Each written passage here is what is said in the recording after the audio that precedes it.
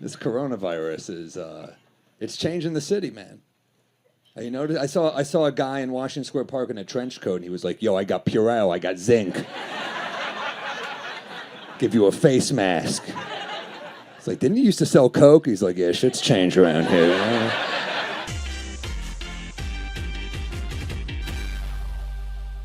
Coronavirus is in New York. Have you stocked up on your supplies? I'm gonna just keep going out. What kind of fucking lunatic are you? I'm just saying, if 2 weeks of supplies, bro. Nah.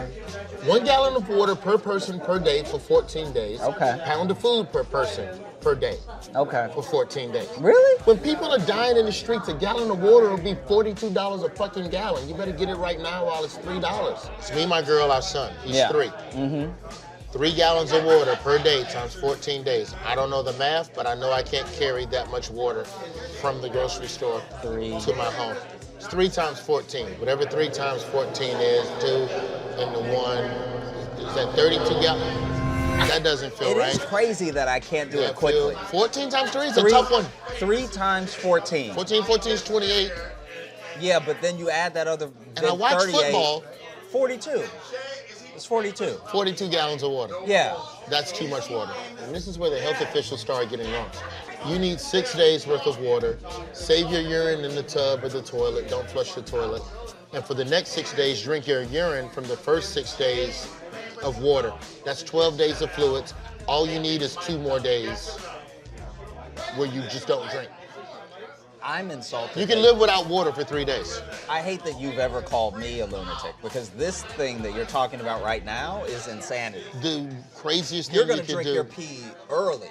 If you're in a disaster situation where you cannot leave your home, it is imperative that you save your urine. So you're telling me. Why the fuck would you flush your urine? You're telling me that in the first week of the 2 weeks, Yes. you're gonna start drinking pee. I didn't drink it. I said I was going to save it. I put it in the bottles that the water used to be in. This is the talk of someone that like gets the thing. This is the talk of someone that is prepared in case the shit goes south. I know you think you're prepared, but right now, it's all just pee talk. I can tell you ain't never been through no shit. Why are we shaking hands? Isn't that weird? Why are we still shaking hands like it's 1852? Like, you say hi and you shake hands. I already acknowledged that I saw you, you know? Why do we also have to shake hands? Like, if they don't fix coronavirus, like if we just live with it forever and then that's it, shaking hands will go away. Like the CDC already said, like, hey, you don't need to shake everybody's hand. I mean, like, it'll go away. And when it goes away, for our grandkids, like generations and generations past now, when our grandkids shake hands, that's gonna be like third base. You're gonna have people after dates like, girl, how was it? And she's like, girl, it was good.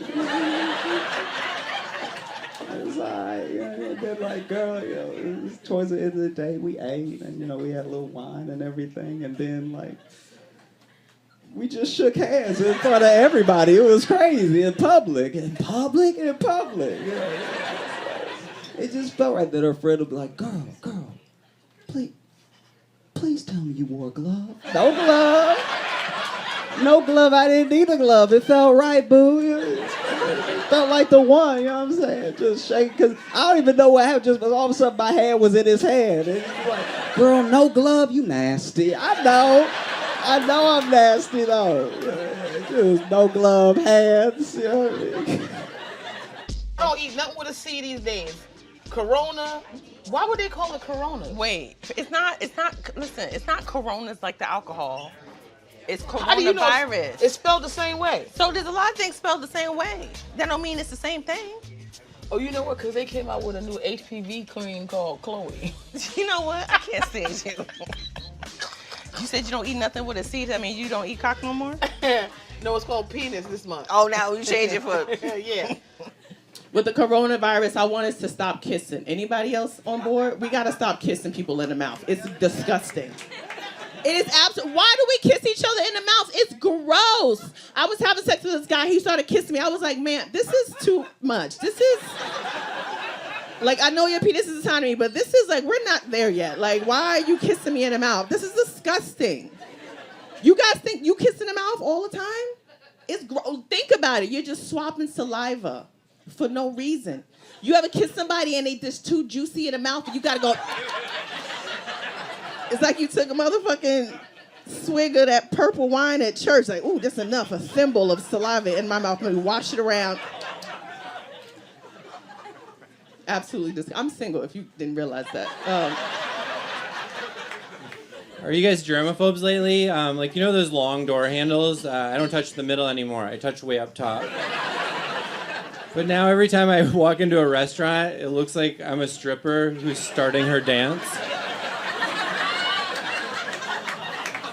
You know what's crazy about the coronavirus? I read that, like, the Corona beer sales are way down because of the coronavirus, just because the names are similar, which I think is weird. I remember when OJ killed his wife, we didn't stop drinking orange juice.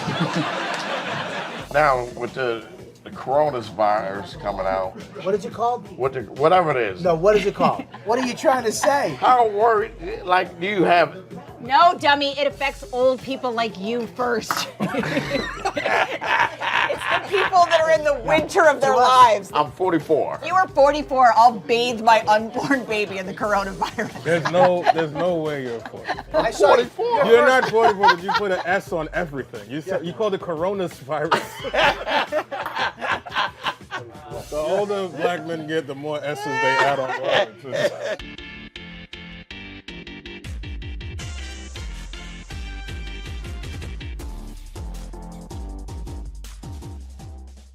Boston, please make it loud for Josh Johnson!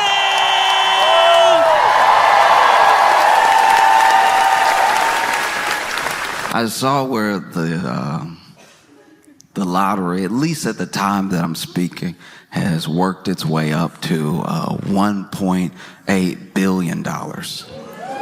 That's a lot. It's so much you wonder, should I? Absolutely. That's how they get you. You know, growing up my entire life, I knew people who played the lottery. And I don't know if I know any winners.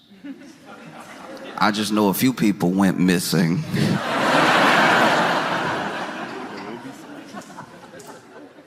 And like hard missing too, not even a funeral. Like,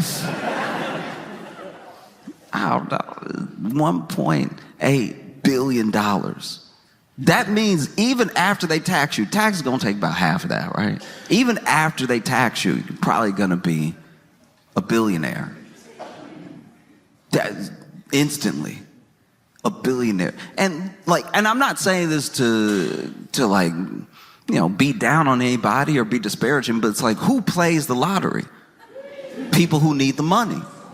So imagine needing money and then becoming a billionaire in like a day. A day. You needed 252.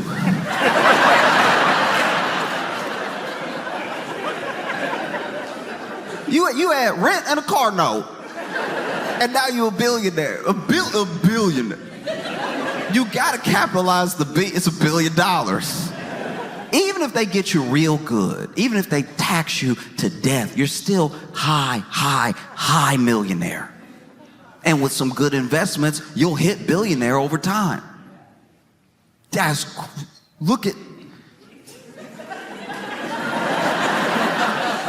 I don't think y'all understand. This is the thing, we think we understand what billion is because billionaires keep playing in our faces. But we have no comprehension of how much money that is because we're people.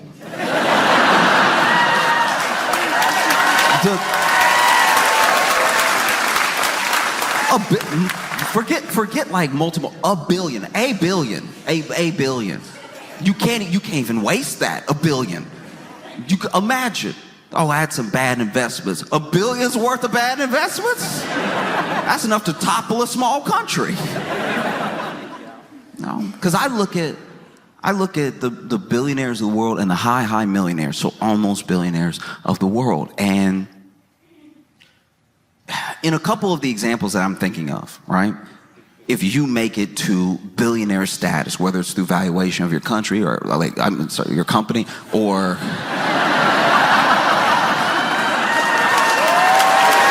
You know. Whether it's through valuation of your company or just general assets and everything over time, if you hit that billion status and you didn't grow up with a ton of money, like if you're already a billionaire, it almost doesn't count. You know, you'll see billionaires, they're the sons of billionaires, and they'll be like, I made my own thing. It's like, you didn't though. But you didn't. Like you never really did anything. Like it's and look, I know you probably worked really hard, but your hard work had a $1 billion head start to it. So it's just, you know, you could make a bad idea worth $1 billion if you put enough money behind it with enough time. Look at Crocs.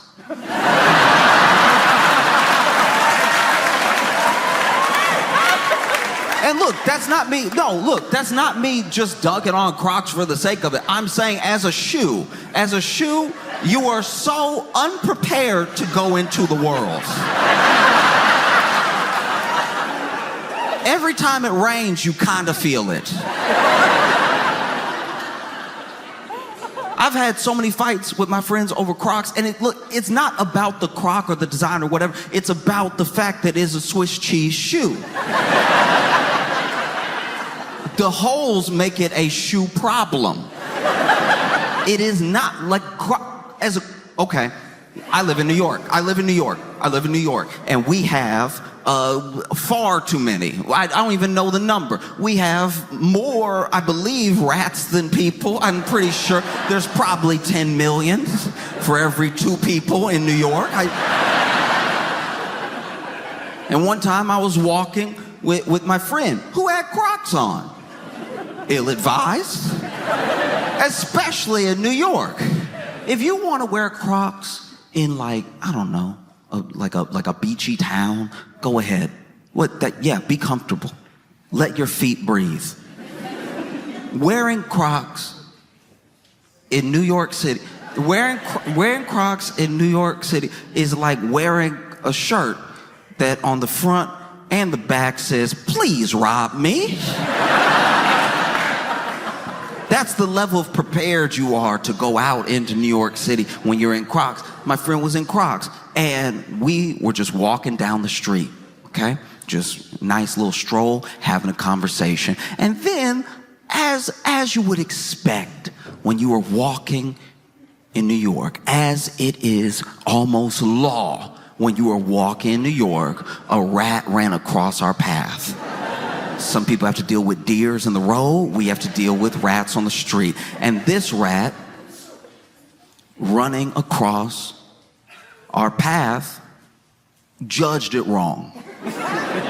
Was a little late. You know, usually when you're walking in New York, a rat will run across you real fast up ahead. This rat must have had some hesitation. You could tell this rat was like, okay.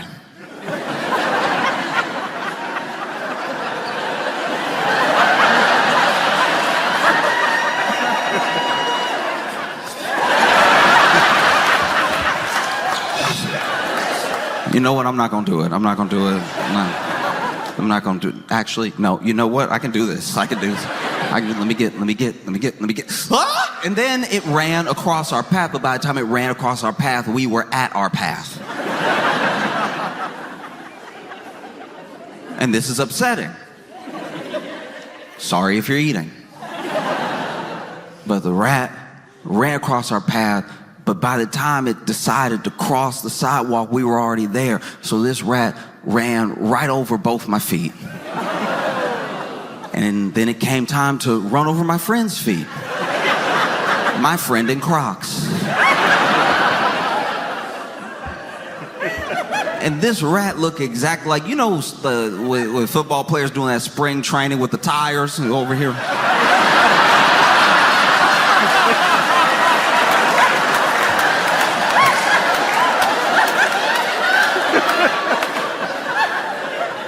The rat was nimble at first. It got through 2 holes, no problem. Third hole, rat tripped.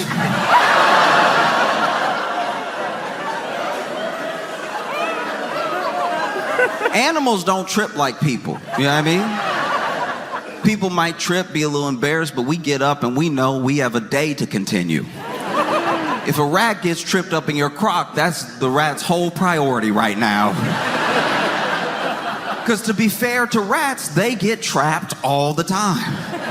How is this rat supposed to know this isn't one of those rat traps that take you to rat heaven?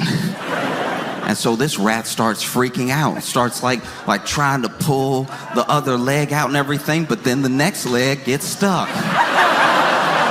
And so now this rat is, it has been 0.0 seconds, by the way. This rat has already tripped and is stuck in 2 crock holes. And is over here fighting for his life to get out. Is doing whatever he can. This rat over here,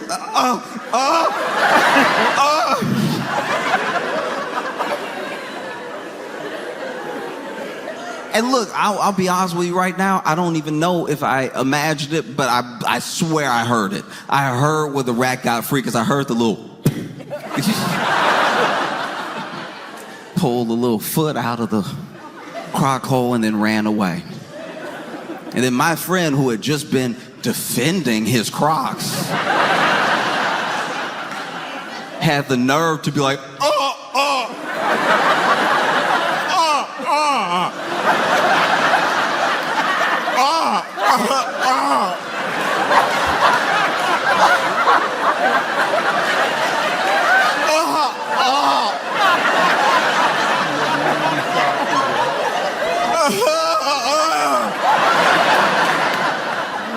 I'm like, yeah, cut it off. You need to cut it off.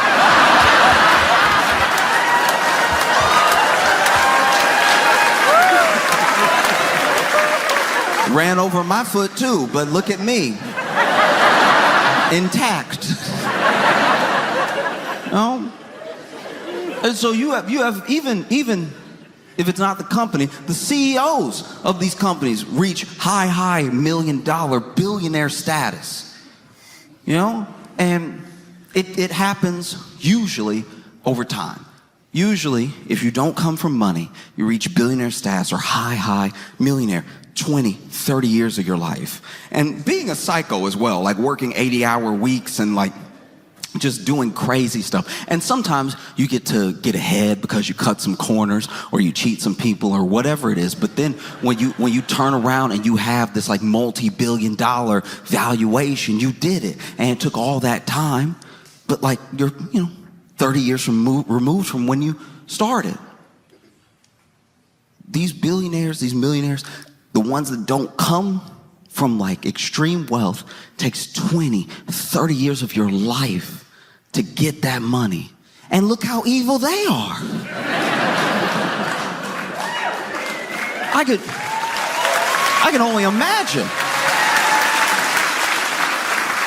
I can only imagine what happens if you get it in a day. Look. For any amount of lottery winnings and for any amount of like money, when you dream about money, that's what we do. Someone's like, what would you do with $100 million? And you might even have a list already. What would you do? And you think you know what you would do. And I'm not even saying that people are lying when they say these things. I believe that people really believe this is what they would do with the money. But then you're a billionaire in a day. Nothing can prepare you for that. Nothing can prepare you for that much money being that much power in a day. I don't know, I know what I'd like to think I would do with that much money. Because the amount of money that you've been living on is the amount of money you need to live. Like that, I know that in the US, like in America, that's like blasphemous to say. But it's like, even when I was broke, the amount of money that I had, which was not enough, was somehow still enough because I'm not dead. Do you know what I mean? And so obviously people need to get by. People deserve a higher quality of life and everything. I'm not saying this to say that if you're barely scraping by, that's all you need and be done with it. I'm just saying that sometimes you can get in your head, especially when you get a little more, that you need a bit more, and then you need a bit more, and then you need a bit more, to the point where people around the country who make 6 figures say they don't feel rich. right? And some of them making the high six figures. They've done studies about this and about why your brain never turns to rich when it's you and it's over time. You'll see millionaires say, well, I'm comfortable, but I'm not like rich. And then you're glad that it's through a screen, or else you might.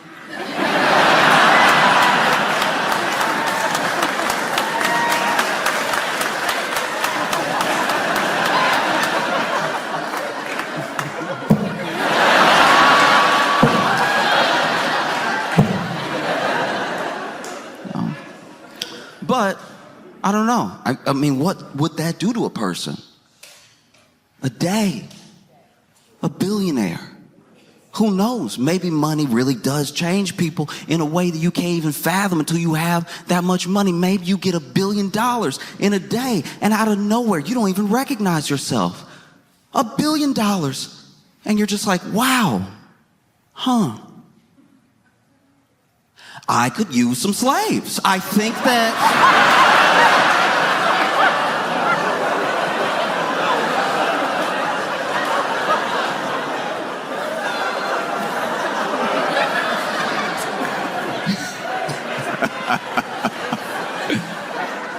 Look, I don't know what makes you so evil as a billionaire over 30 years, but I can only imagine it's exacerbated with overnight. Like, I can only imagine it becomes instant when you get the money instantly. That's crazy. Because, look, we all have a list. Even if you act like you don't, you do. If you want that much money overnight, you might have a list. There might only be 5 things on your list. Hey, I want to take care of my friends, take care of my family, want to travel, and I want to help in a way that I've been helping, but I didn't have the money to really push the help, right? So that's what, 4, maybe you have 5 things. But then, after you do all that, maybe you have some money left over. What do you do with that money? Can you make another list? Can you make a bigger list? Maybe. But if you can't, you just keep trying. Oh, you know, let's fix the roads. Let's try to fix the school system. Let's try to... But then there's still some money left over. What do? I think you might lose your mind. That's probably why billionaires are like that. Because think about it. Look, their list didn't have any of the stuff I mentioned on it. But like it... But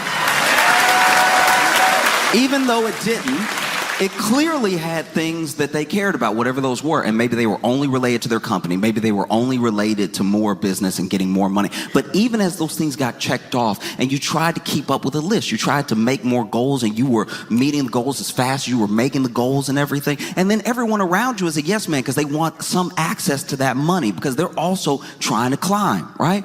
And then you finally have gone down the list so hard that you're just like, maybe Mars?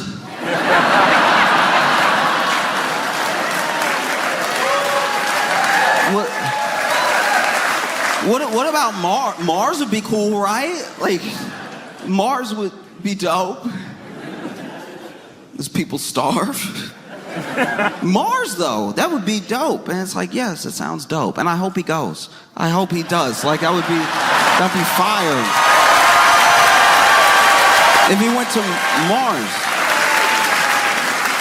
spend your fortune as the richest man in the world to be the poorest man in the universe. Because I guarantee you spend your whole life and then you finally, let's say it finally happens, you have a voyage to Mars. And let's be as generous as possible. And let's say that like the rocket works, you already sent enough stuff there that it's not like quite the movie The Martian, but it is like that because you are going to be by yourself. You know? No, I'm just, probably. And then you land in Mars. Richest man in the world. Lands on Mars, gets out, is walking around and realizes that Mars is just like Arizona with some extra tent to it. Like, looking around like, oh, okay. Whoops.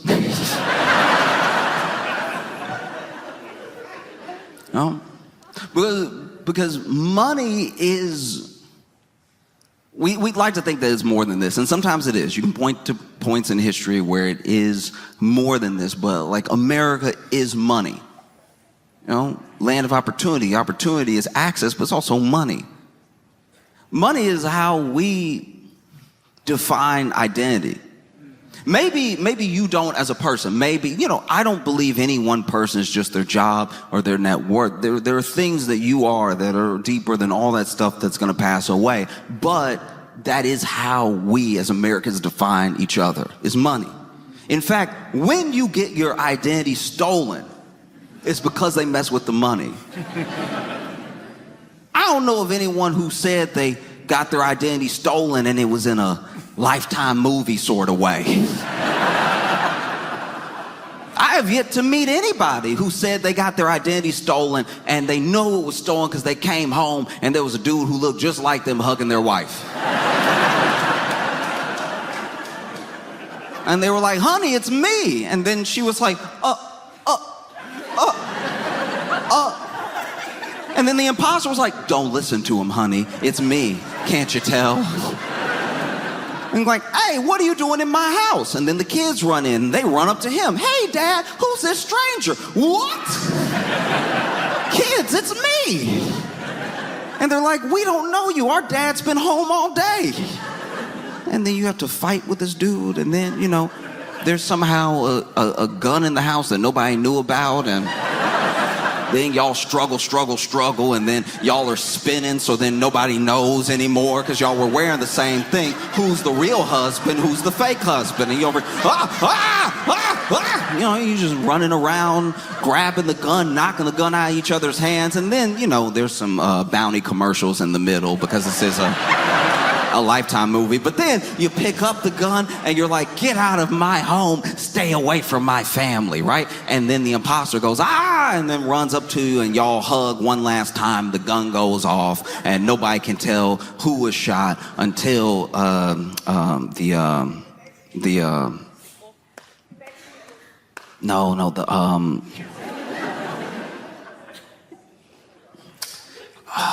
what is it?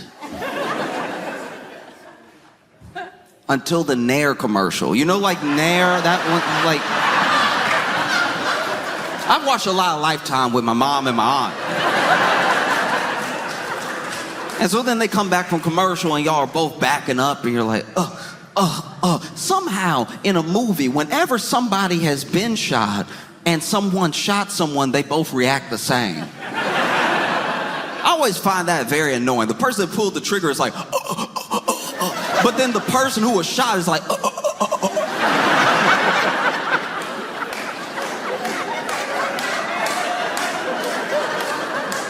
And then y'all back up. The gun falls. It falls in the middle. We don't need it anymore. One of you was shot. And everybody's backing up, and then you see some blood. You see blood, and then you see blood because y'all were hugging when it happened. So whoever got shot also bled on the other person. So it's been about 5 minutes and we still don't know who was shot. Very frustrating. And then finally, one of you goes, you'll always be my family. And the other one turns around and looks at you. And the wife and the kids go, Dad! And hug them. And then credits start rolling.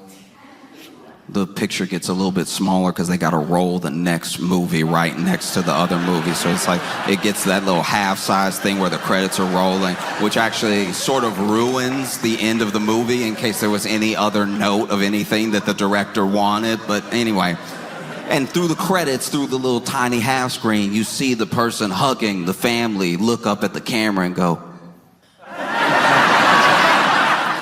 and identity is never stolen that way. It's always stolen in relation to your bank account.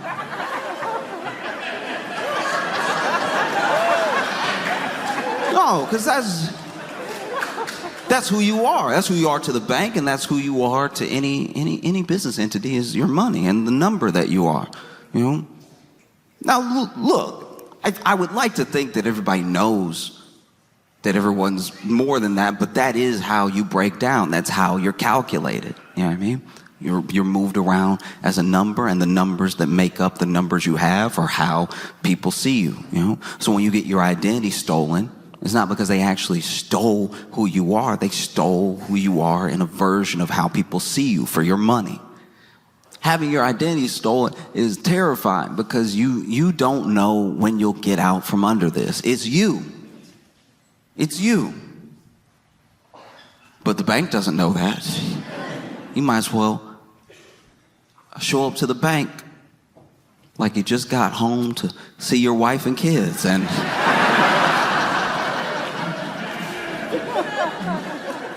there is an imposter next to the bank teller's booth right with you. Y'all might as well be shoulder to shoulder, like, no, I'd like to make a deposit. No, I'd like to make a deposit. Because you also have to factor in what that money doesn't just do to the person, what it does to the people around them.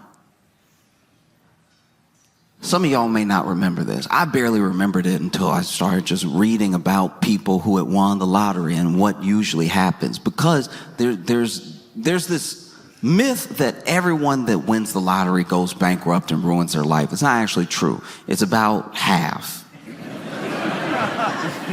Which are better odds than winning the lottery. And the difference between the people who crash out and the people who do well are the decisions they make as soon as they win. And now it's almost down to a science. There are people who are financial advisors that seek out lottery winners to help them because they've done it for other lottery winners and stuff. But there was this one woman. It was crazy. This happened in the 90s. I think it was 1990, right? This woman was a server, and she got tipped a lottery ticket. And so she, put that lottery ticket in, and she won. She won $10 million. And then everyone around her turned. The people who were also on shift with her, they tried to sue her. Because I don't know if this is one of those restaurants where, sometimes you work as a server and everyone's tips are pooled together and then you split them at the end of the night. Or if it was just that they were saying that was their table. I don't know what all the lawsuits were, but I also know that the man who tipped her the ticket tried to sue her. Yeah. Her ex-husband even kidnapped her. And she had to shoot him in the chest. The chest is one of the wildest places to get shot. Because there's still some plausible deniability there, but you know where you were aiming. And then the IRS came for her, walls closing in all around money. Because people will do crazy things for money, and people will let the idea of money shape how they treat a person, Money is only second to people in the idea of something that's in front of you that means a bunch of different things. People can mean the whole range of emotions to you, but so can money. If someone won $10 million, if they won $1.8 billion, some people see that as money, but a lot of people see that as hope. They see it as power. They see it as like a salvation out of their problems. They see it as whatever your imagination can mold. Because there are some people that if you got given $1 billion right now outright, there's so much good you do with it. And then there are other people that if you got $1 billion tonight, you'd be like, oh, I have some things to revisit. $1 billion. $1 billion means, you could buy everything around a person. You could buy everything around. Imagine for $1 billion, you could hire a private investigator to find your high school bully. All right.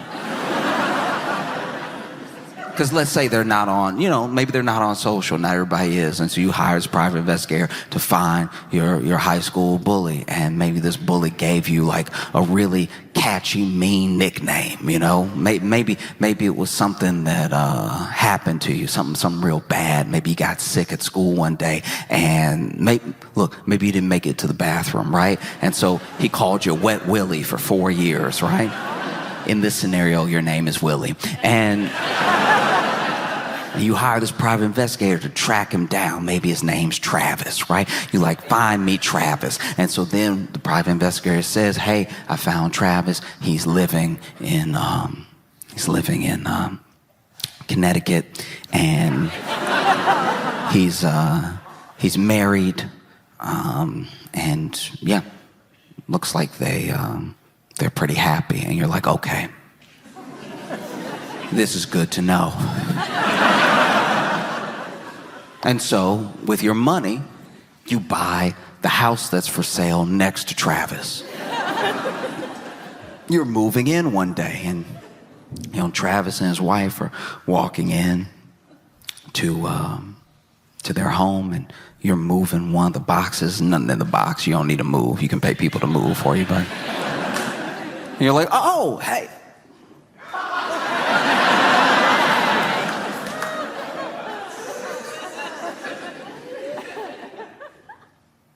Travis? And he's like, oh,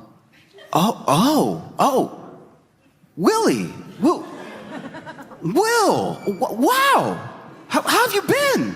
Wow, this is crazy. Are you? Yeah, I'm moving in right next to you. That's crazy.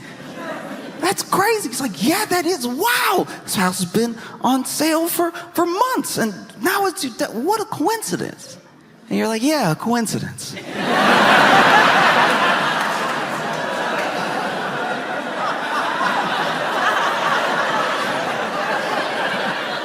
Yeah, that's what it is.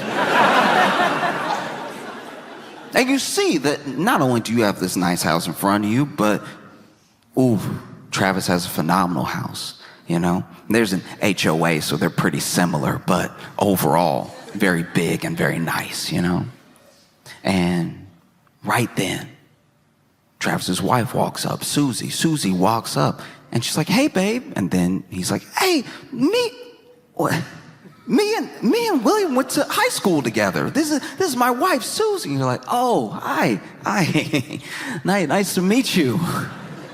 You shake her hand, and you're like, wow, this is crazy to just, you move to a new place and you don't know, usually you don't know anybody, and now I got pals right next door. And Travis is like, yeah, this is wild, man. You should come over for dinner sometime. Come over for dinner. And you're like, oh, wow, how's tonight?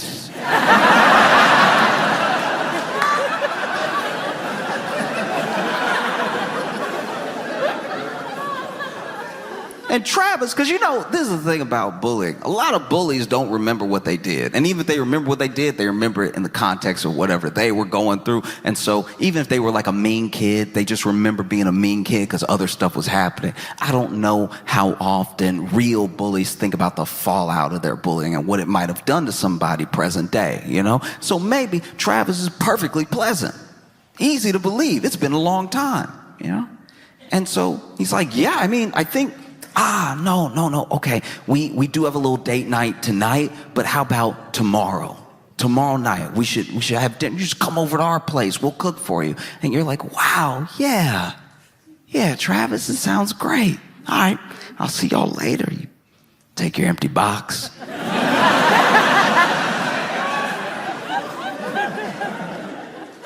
Walk into your new house with no furniture in it.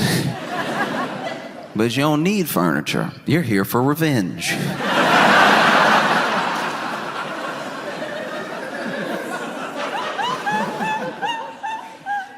The type of revenge that only money can buy.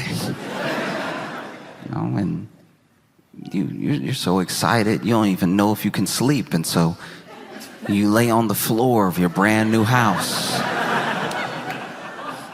Because hate makes you comfortable.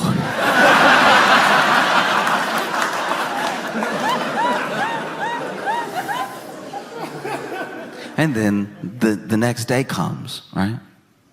Next day comes, and you've had a private investigator on Travis for a while. You even had a private investigator on Susie. You already know her name. And so the next day, during the day, you go over to Susie's workplace. Susie works at a salon, right? And so you go over and you're like, hey, what? This is crazy. Wow. Susie, neighbors, and then I need a haircut? You do hair? Wow. You get Susie to give you a haircut, and when you're getting a haircut, when you're getting the wash, the shampoo, the conditioner, and everything, there's time to talk. You get to know a person. Or pretend to, because you already hired a private investigator.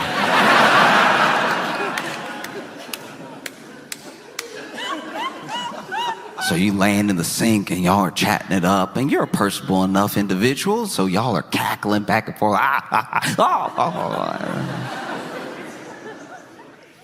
Then at the end, Susie puts the mirror in front of your face, and you're like, wow, a magician. Truly incredible. Thank you so much. And then you go to pay, and then you put a $10,000 tip on your haircut. Susie's floored. What? I can't accept this. You absolutely can. I haven't felt this good in years. You made me look like a new man.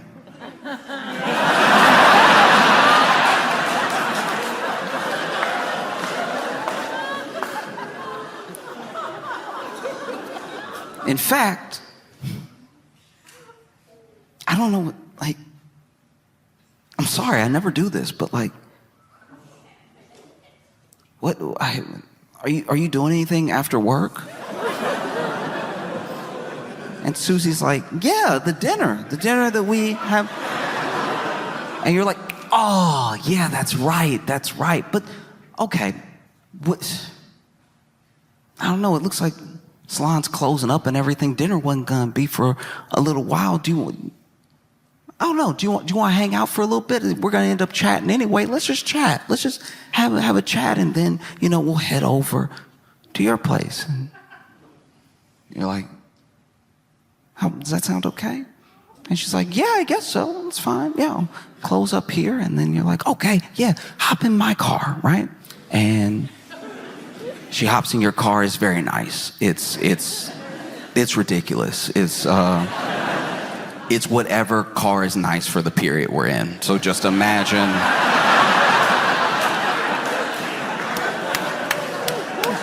Imagine the type of car, and it is that.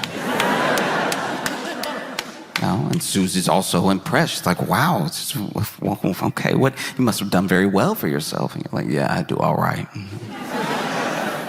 Because then, no matter what car it is, I assume it goes fast, right?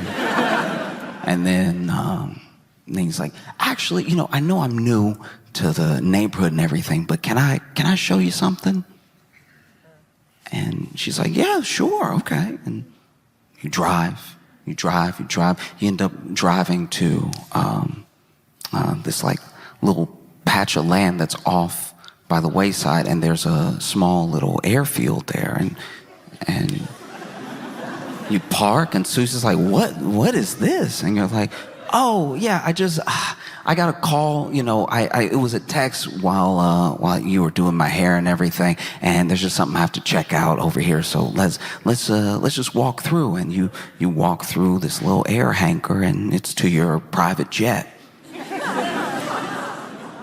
And she's like, wow, you have a jet? And you're like, yeah, I do.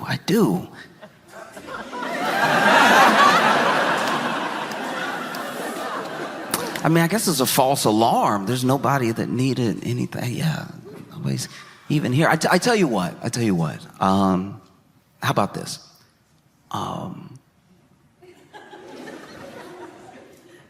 know we're supposed to have dinner tonight at your place, but why don't we go to Paris?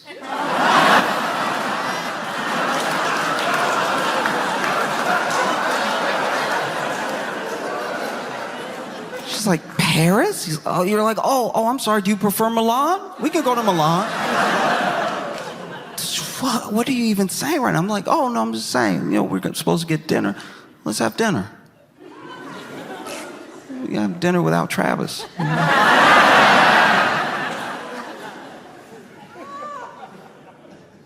And then she's like, oh.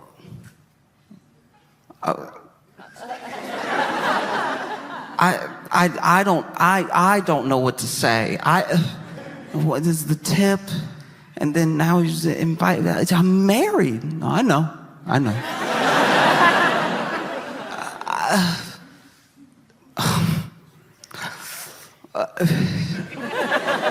don't know. Now? Yeah, now. Actually, you know what? And then the stairs.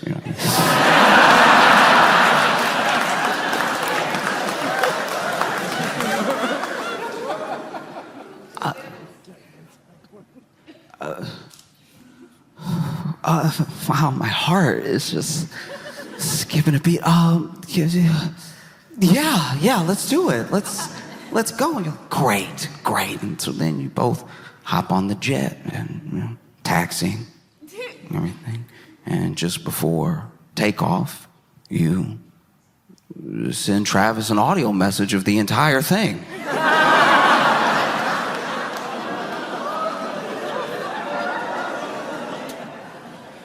You add a little something at the end. You're like, this is from Wet Willie.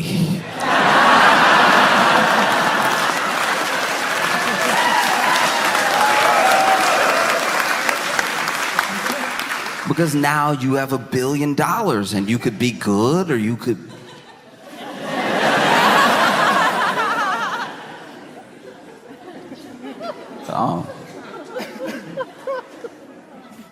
Because that is how bad things are now. We used to make fun of people that played the lottery, and now it seems like a sound fiscal decision. It sounds like a sound business plan to save a little money, put a little away, and buy some lottery tickets. It's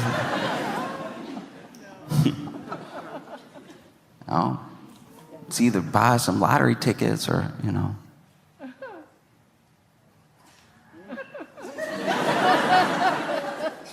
lean in front of a BMW. You know what I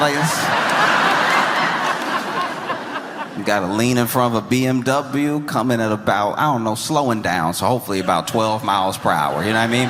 Enough to do some damage, but not quite kill you. You know what I mean? Like when you get hit, it's gonna make that sound. You're gonna hear some stuff. Some of that stuff's gonna be you, and some of it's gonna be the car. You might even lose consciousness for a second, but you will, hopefully wake up and... There's some real technique to it, too. I don't know if you saw that video. There's a dude who you could tell he was too... you could tell he was too nervous. He shouldn't have done this. And not just because it's fraud. He shouldn't have done this because you could tell his heart wasn't in the grift. You know what I mean? His heart wasn't in it. Like, some people, the grift is who they are. They buy into the grift completely. When I was a little kid, my elementary school teacher got into a fender bender, right? And got in a fender bender with this dude and bumped him just enough to get a little bit of separation, but you could tell that she had hit him. And he immediately got out of his car, went into the trunk, pulled out a neck brace, and laid on the ground, right?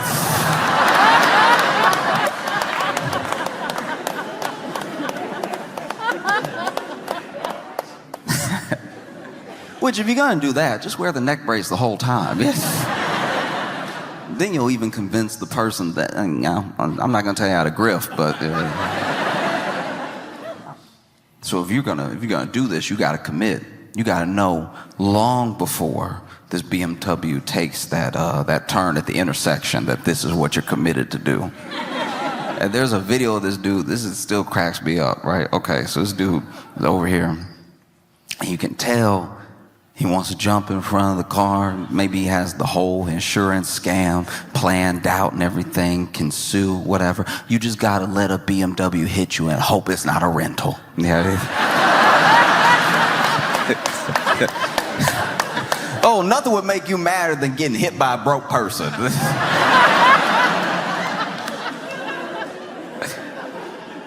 And so then it's over here waiting, right? And like just from the CCTV, because this is how I watched it, right? Just from the CCTV and the clip, you can tell that there's some nervousness in the knees. Like the knees don't scream commitment. You know what I mean? Like they're not, his feet aren't amped to do it. They're not like hoppy feet. You know what I mean? Like this is like, ooh, I'm gonna do some fraud. Ooh, you about to get defrauded. Right? But he had more of a, oh, okay. All right. Okay. All right. And you could tell he was thinking too much about how he was gonna land. That's the problem. Because you gotta know if you're gonna jump in front of a car, you gotta know, okay, am I gonna be mostly grill or mostly windshield? All right? Both have their drawbacks, all right? Now, grill will push you forward. It'll push you forward an amount that will make you look dead to a bystander. So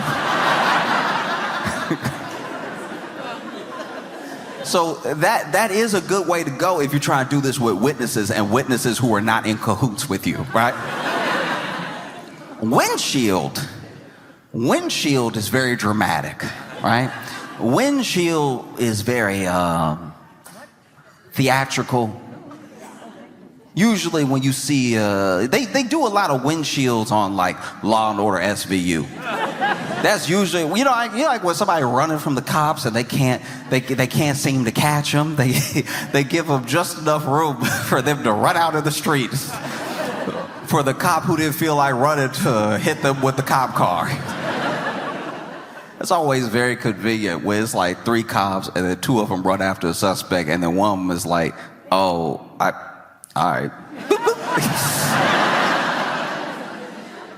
And then sure enough, they're always there at the right time to just bow, right?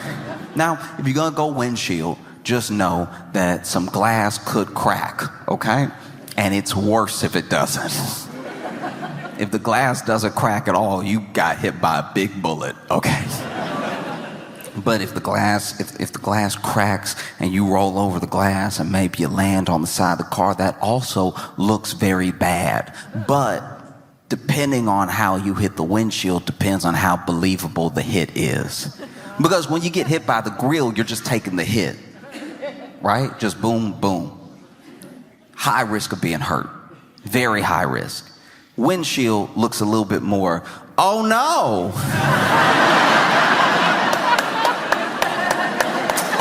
Ooh, you got me.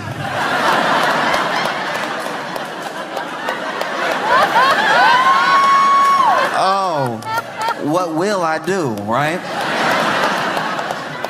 Because you can't really control your body as it gets hit and it's on the windshield. So you hope you go over the windshield. That looks like a very bad hit. But if you stay on the windshield, it starts to look like your fault even if it wasn't. Like it's just...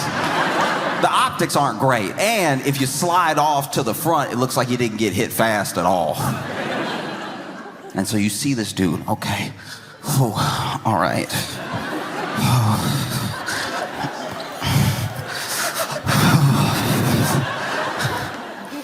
And then he goes for it. But not only did I see him in the clip, in the CCTV video, you know, like thinking about it too hard. The person in the BMW also saw him thinking about this very hard. And it didn't help that he chose to do this at an intersection, which means they were going to be slowing down anyway. And so then he finally goes to jump into the street, and they've already come to a short stop because they saw him coming. But look, he's already put a lot of thought into this. He will not be denied. And so even though the car is almost at a full stop, he goes,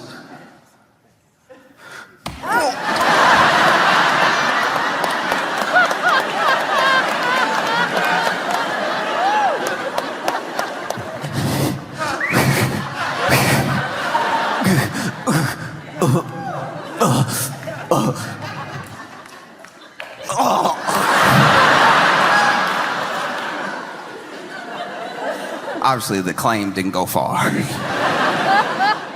But you could do that, or you could play the lottery. You know what I mean? Because I hope, I really do hope that the person or the people that win, like have a good life and do something well with it. There's so many scams now. Sometimes if the person's identity is known, that's actually what like ruins their life, because then there are scammers who will never meet this person, don't know this person, but then they will masquerade as them online, hitting up people around this person, trying to get whatever private information so that they can scam that other person, not even the lottery winner, you know? And it's why people have become more savvy. Now you have lottery winners all over the world, not just in the US, and not just for like the Powerball, Mega Millions or any of that. Now you have lottery winners in the US show up with like a ski mask on. So many lottery winners look like they're there to rob the lottery.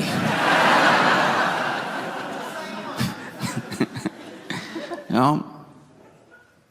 And I don't know, I just look at the lottery as like maybe one of the best metaphors we have for how America is. You know, because you know, we all participate. That money is pooled together, and it is, and I don't mean in terms of ownership, I just mean in terms of how the money came to be there. It is all of our money.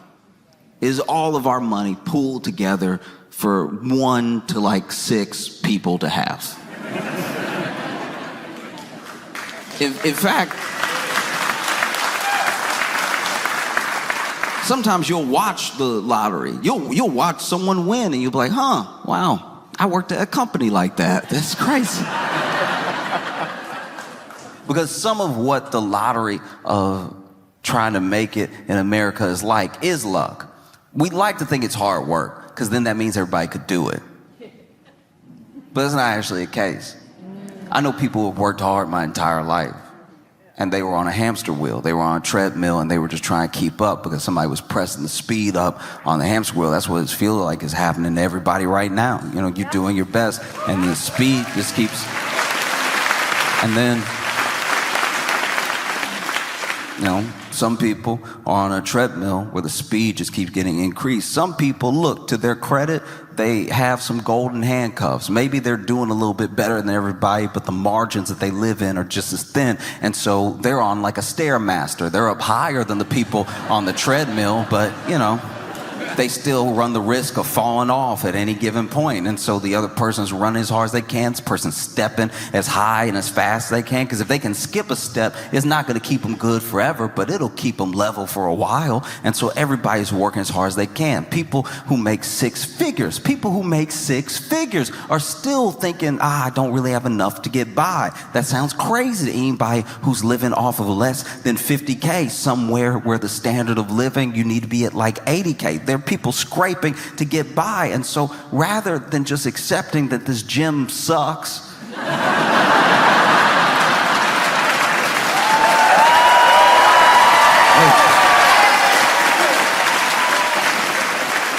people just keep going as hard as they can until, you know, until they either their heart gives out or they end up in one of those like fail videos.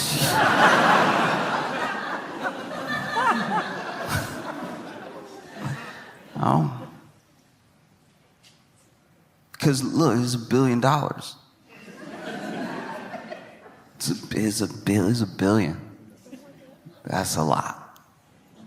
And I know it's the lottery, and I'm just making an example. I'm not specifically speaking to everyone to like go run up to the lottery office or something. Like that's not what I'm trying to say. I think that we have let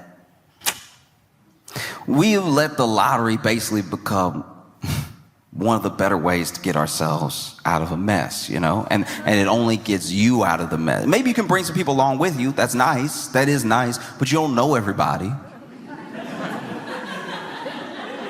You know what I mean? Like, you know your friends and your family, and that'd be very sweet for you to take care of your friends and your family, but you don't know everybody, and you don't know everybody's intentions. You don't know what everybody's going to do with the money. You don't even know if giving some of these people the money is the best thing to do. You have no idea. And maybe it's why, speaking outside the lottery now, maybe it's why like people shouldn't be able to amass that level of wealth, not because I want to take from somebody the thing that they have for whatever reason. Maybe they really did earn it. I don't see how, but like maybe they really did earn it. Maybe they deserved every like $50 million bonus that they ever gave themselves, right? Maybe they know their heart and they know that they really deserve this money. But maybe, you know, they laid off a bunch of people and they bought a bunch of stock back and they did some stuff to do some stuff to get some stuff, you know?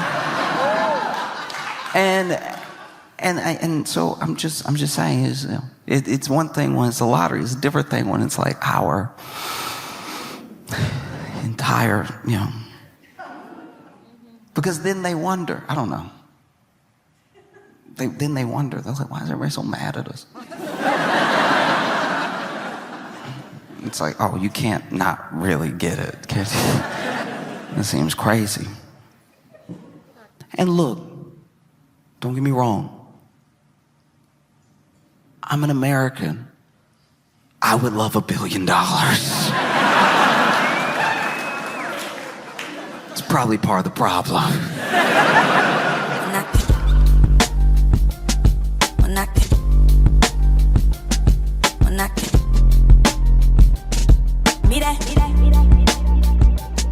When I